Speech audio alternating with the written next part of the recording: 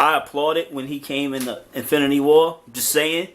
Me and ODD was the only dudes in the crowd clapping. M'Baku with the Jabari. Yeah, so we just catching back up with the cons. So hit it, Mo Dirty Bonica. You have more cons. He so. did not like Wakabi. Well, he didn't like, we'll say, the progression of Wakabi. The speed of Wakabi's progression. Hey, they already know. We we just going for a few seconds. The recap part. No, it's right after. Some people still need recaps because attention spans and whatnot. Listen, our break video it may be funny. Hogan, stop it! It's Hogan and Macho Man. Ooh, see the way you looking at me with those eyes. You better watch yourself more. Ooh, he's doing it again. Now I know our break video was funny, but I hope it didn't make you guys forget that fast. Macho had the better diss track. The Be a Man, I like that joint. Be a Man, Hogan. Well, take it from the finish your killer. We want more cons. I think Claw should have been the main villain in that movie. Claw was it? Andy Serkis. He was taken from us too soon. Rest in peace, Claw.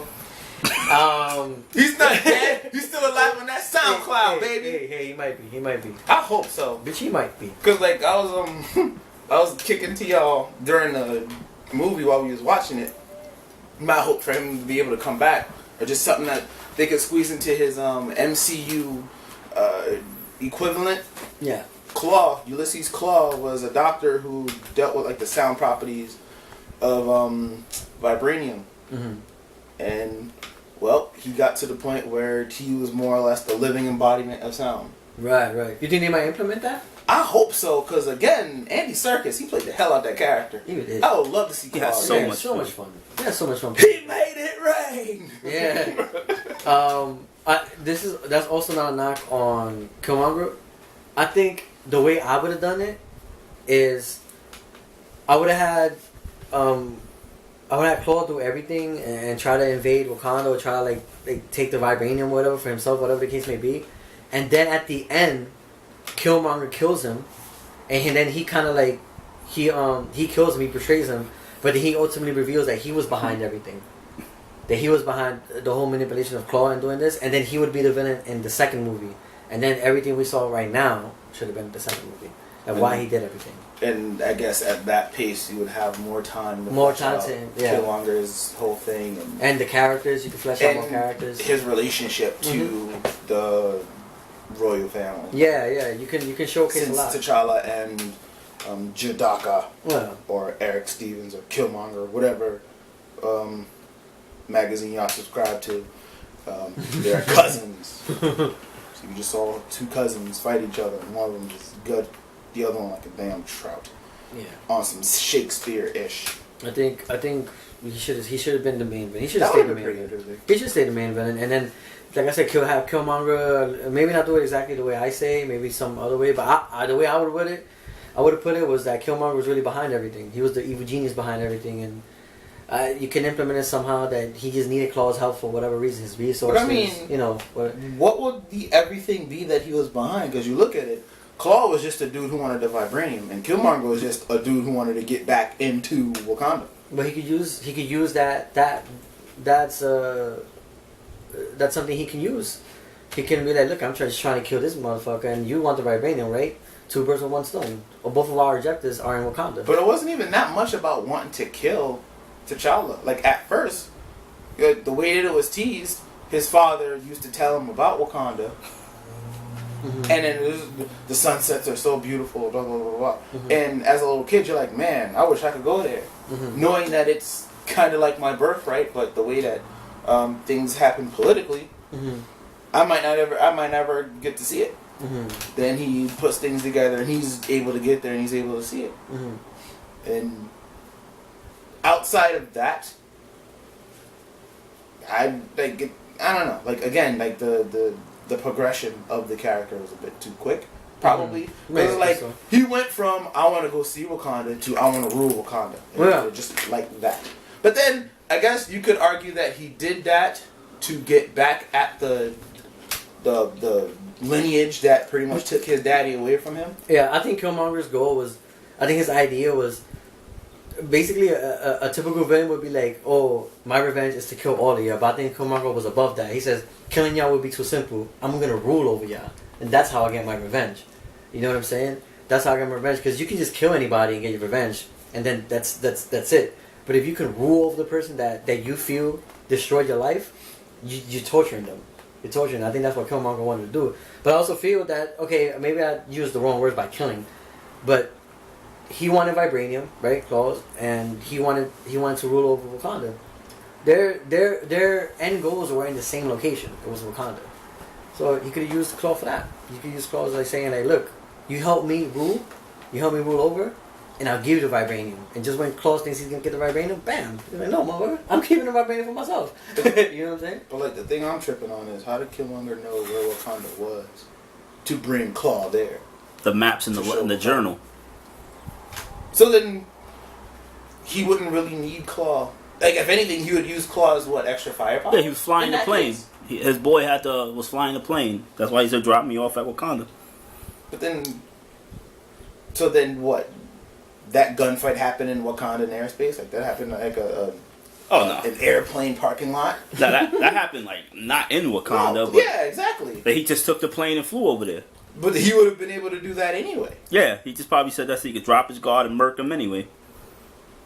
So then he didn't really need Claw. Like if anything, I mean, yeah. In your hypothetical, Claw would just be extra firepower. Yeah, like in my movie, it would not happen the same way it happened. Because you're still thinking about the same movie, but just adding Claus to do more. Obviously, he doesn't need Claus. He did everything himself. But in my version of the movie, he would have needed Claus a bit more. You know what I'm saying? Like he would have been, what's the word? He would have been important to his involvement of taking over Wakanda. But at the end, he just betrays him, and he says like at the end of the day, like, you know, he just wanted everything for himself. You understand what I'm saying? But I feel like doing that might diminish his villainy a little bit or whatever. Like it might make him just a simple, like, I just want to keep all the riches for myself. But I don't think it would, because eventually he's still politically there. Like he's still trying to take over Wakanda, the throne. You know what I mean? And obviously Wakanda, no offense, would be nothing without the vibranium.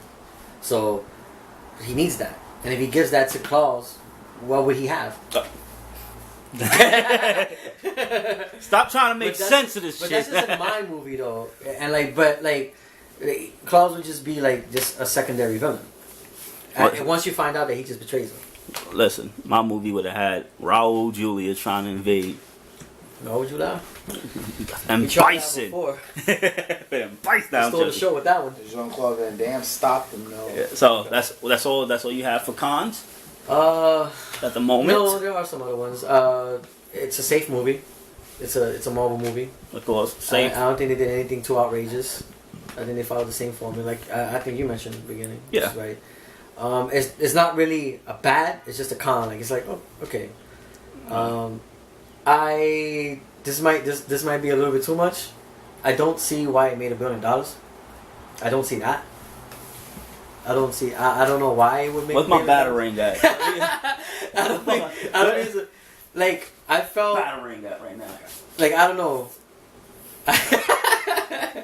I don't know. Like if anybody would tell me why, and a good reason why, and don't tell me because the movie was good or the action scenes were good. There's a lot of movies like that. Black excellence. I think it might be that. But you know who I think helped with that, and you're gonna get mad at this? SJWs.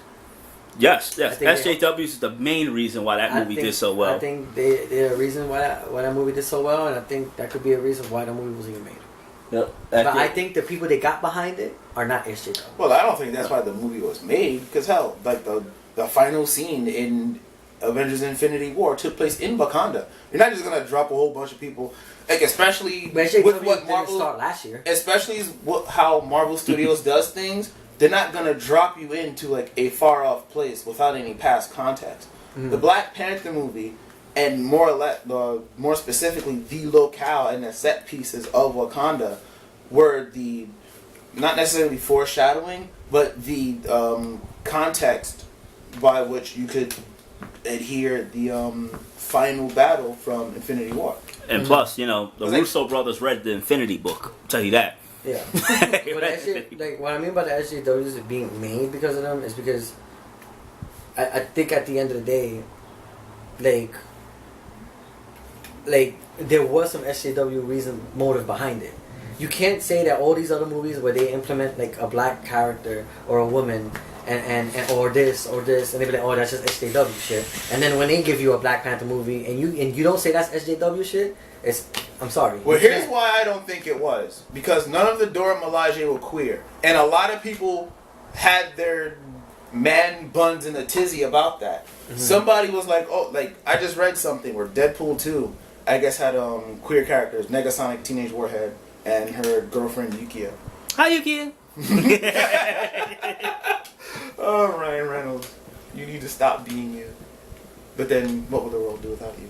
Anyway, it's like, I forget what tweet had put that up, but they're like, oh, Marvel, the MCU and DC can sure learn a lot from Deadpool, because in Deadpool 2 they had a lesbian relationship there, whereas in the MCU you didn't get that. Yeah. Like, for all of the pomp and circumstance that people attribute to the SJWs for Black Panther being what it was, I don't think that was it. I just think it was black people in particular, or people who are, I say, black adjacent, if there is such a thing. Hoteps would disagree, but Hoteps are wrong about a lot anyway. I'll get into that later.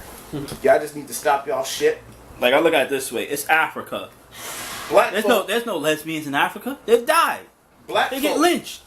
Black folk have been waiting. It's not Africa's Wakanda. Like, black folk have been waiting for a movie that had a predominantly black cast to be made at that level. Yeah. And then you have a whole bunch of indie people who are like, well, y'all will support that, but you won't support, my Captain Nubia and the Section 8 Warriors. It's like, well, your stories ain't good. You won't support Tyler Perry. My whole point of the SJW thing is that the changing thing, yeah, that's a good point. Like, even SJWs are clowning on the movie because not everybody was represented. Because, like, with SJWs, they're playing an all or nothing approach. Yeah. To when it comes to representation. True. So, like, while some people might have jumped the picket line to go ahead and watch the Black Panther movie on the strength of being aware who the Black Panther character was from Civil War, or knowing someone who knew someone who knew someone who knew somebody's uncle who knew somebody's stepdaddy who read the Black Panther book one time at a cookout, and they were just amazed at how he was able to hand a Fantastic Four their ass that one time. But lost to their friend, the normal white, some generic white dude that just hits the rock. The way I see it is just that, like, there's no way anybody can tell me that there was no SJW influence with that movie. And I can tell you that it wasn't as much as you think there may have been. I think because of how SJW politics are run. Like, you have to check all of the boxes to get SJW approval. Are minorities represented? Oh, yes. Are same-sex relationships represented? Not so much. Ban that movie! Do not watch that movie! Go watch something else. Watch The Birdcage. Watch CW show. Or Orange is the New Black. Or Supergirl, specifically for that lesbian romance. So it's like, when it comes to the SJWs, by and large, they don't even know what they want. They might not. But my whole point is that SJW movement, right? The changing crap, I don't go with that. Like, if you want to change story to a woman and stuff like that, I don't go by it. I personally don't care. But I can see why people, like, their hardcore community, like, that's just stupid. I can see that, right? That's fine. But I'm not talking about that. SJW movement is more about, like, it's about that change, but it's also about seeing more different, right? We want more Hispanics, we want more Asians, we want more lesbians, we want more blacks. So the Black Panther movie is coming from that sort of context. Like, it's coming from that generation. We didn't see Black Panther in the 1990s. I mean, you know what I'm saying? Black Panther? We almost did, but Wesley Snipes Wesley Snipes did Blade. For all we know, when they show like Black Panther Wakanda's earlier movies, at that time they still didn't have a script. For all we know, Black Panther wouldn't have even been in Wakanda. He probably would have been just doing a typical bad guy movie against Claw in Europe or something. It would have been like Dolomite with us. Yeah, you know what I'm saying? But maybe because of the SJW movement at some level, they feel like, maybe like we need to take this really serious and do something serious about it. You know what I'm saying? Like, the people behind it are not SJWs. I'm not saying the director, the writer, or the actors are SJWs. What I'm saying is that loud SJW voice did somehow impacted how that movie, or when that movie was made. Because, like I said, we didn't see Black Panther in the 1990s. We didn't see it in the 80s. We didn't see that movie there. We saw it right now. Barely saw the comics during those times. We saw it now where the SJWs are the loudest. That's when it came out. But then it's like, for me, the SJWs, no, not to discredit anything you're saying. No, You're definitely checking a significant amount of boxes, but you're not checking. Shush. You're not checking all of the boxes, and that is what the SJW movement has become. Because they actually do complain. They did complain about the movie that they wanted to see. So. Well, the movie that they thought they wanted to see. But they thought, like, their idea of the movie that they wanted to see was a movie on their specific terms that were not communicated to anyone until after the product came out. You had what was it? Too Black. Can't relate to it. You had a lot of those people. They're definitely saying that in China, but I can kind of understand that. I can understand China. But I don't know about Americans. They're saying that too.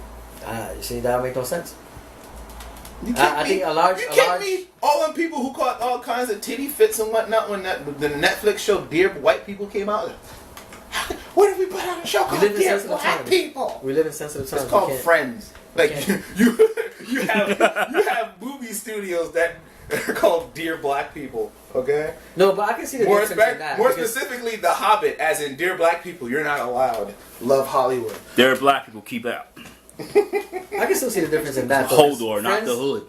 Not the door. Sorry. Like Friends, I can see that difference though with Friends and stuff like and like the difference between them complaining and the Jets and the Flintstones, white people and Friends. It's different. That's just weird. Yeah. Can't have no black people in the past. Can't have no black people in the future. Okay.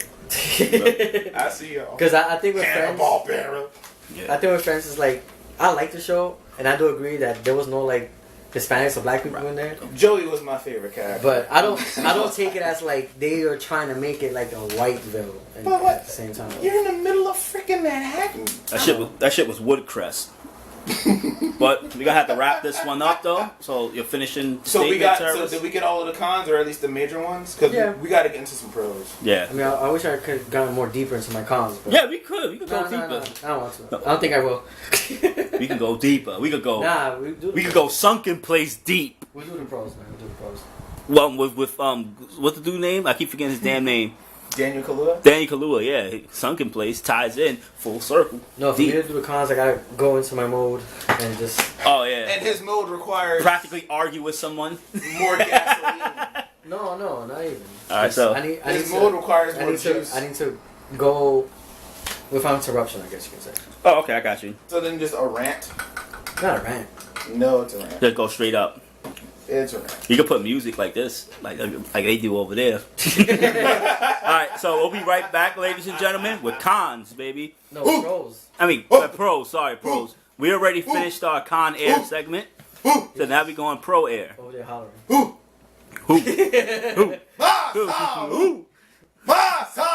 Oh, you motherfuckers. Okay. All right. I'm putting cases on all you bitches. Huh? You think you can do this shit? Jay! You think you can do this to me? You motherfuckers will be playing basketball in Pelican Bay when I get finished with you. Shoe program, nigga.